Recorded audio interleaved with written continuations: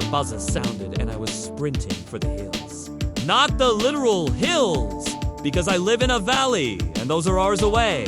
Instead, I sprinted for the figurative hills, which mostly consists of putting my headphones back in and pretending I coo and hear anyone calling my name. Today was my shift at the coffee shop, and I was supposed to be mopping the floor, but I had just found out that my ex-boyfriend Nick had gotten a new girlfriend, and I needed to process that information while running around screaming on the inside. Plus, if anyone noticed that I was upset, they might ask questions. Like, why are you upset? Why is your lower lip still bleeding? How many cups of coffee do you need to bring you back to life? And I had perfected my blank stare, monotone voice routine down to an exact science. Even Mrs. Henderson, who lived for gossip and would normally pull me aside for a good 5 minutes of "so spill the tea," didn't say a word today. The rest of my shift passed in a blur of furious scrubbing and glaring at customers. Then I got off work, locked my bike up outside my house, and unlocked my front door. No one was home. Perfect. I trudged up the stairs, dropped my backpack on the floor, threw myself on my bed, and was just generally sulking. It had been 3 months since Nick and I broke up, and I was still healing. 3 months of nights spent crying into my pillow, triple dipping into tubs of Ben & Jerry's half-baked, staying up until 4 a.m. scrolling through TikTok and ignoring every single friend request from Ethan. My cousin Ethan, who had been trying to date me for 6 years. My cousin.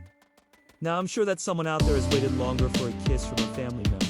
But the way it always happens in movies and TV shows is that the girl is in denial about her feelings for the hot guy. S known her whole life, and they keep getting interrupted while they about to kiss, and then she runs away and cries and is still unsure of her feelings.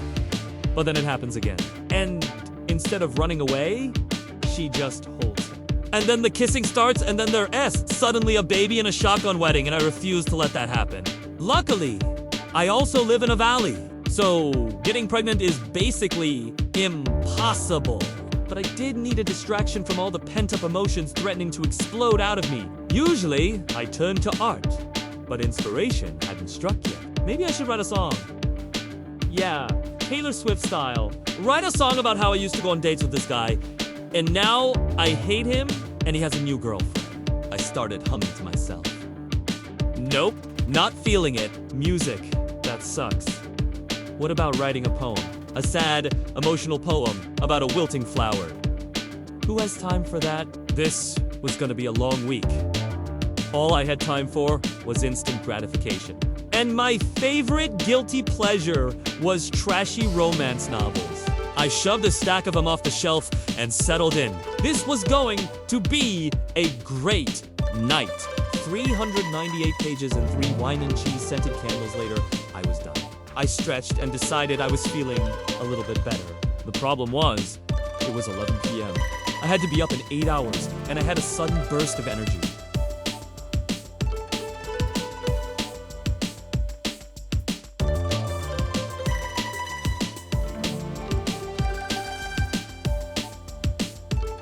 Maybe a little concealer?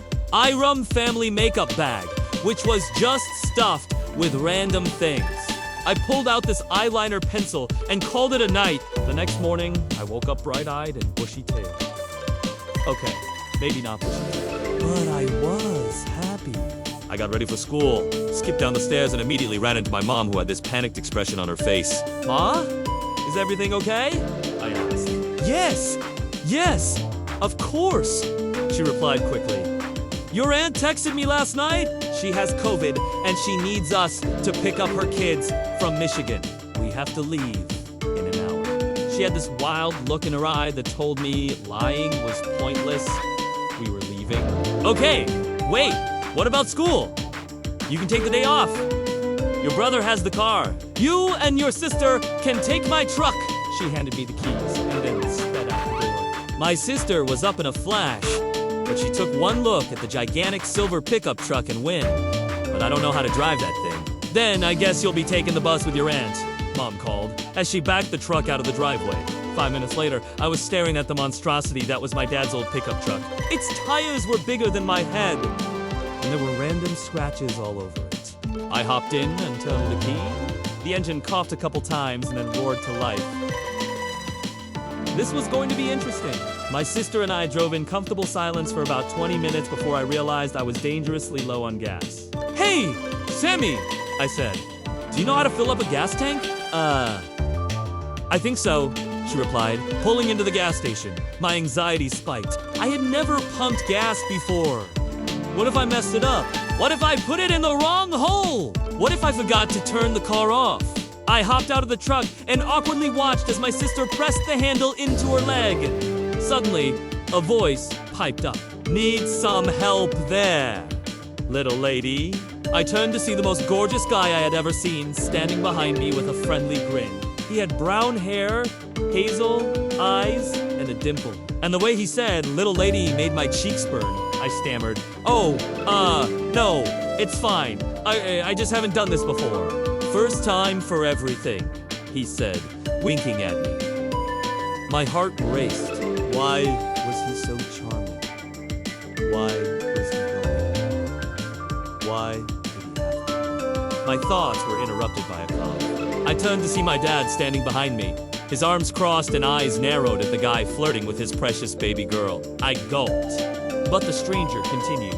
Here, let me show you how to put the gas in the right spot. See, you just got to push the handle in nice and slow like this, he said, guiding my hand. Before I could stop him, our fingers touched and a jolt shot through my arm. My dad cleared his throat loudly again and the stranger chuckled. Looks like somebody's got a little crush. Come on, princess! Let's go! Before your knight in shining armor comes back to save you. I laughed, realizing he was teasing. Me! Thanks for your help. Call me Noah, he called back with a smile. I practically sprinted to the truck. There was no way I was waiting around for Noah to come back. I had just nearly had a panic attack at a gas station, and I had to get to school. After I dropped my sister off at my aunt's house, I decided I needed a coffee. Why not go to the place where I literally work? Once I walked in, I froze. There was Noah sitting at one of the tables drinking a latte and smiling at me. But it wasn't that smile that made my heart stop. It was the fact that his shirt was halfway unbuttoned, and I could see the defined muscles of his toned arms. I blinked. Was he doing that on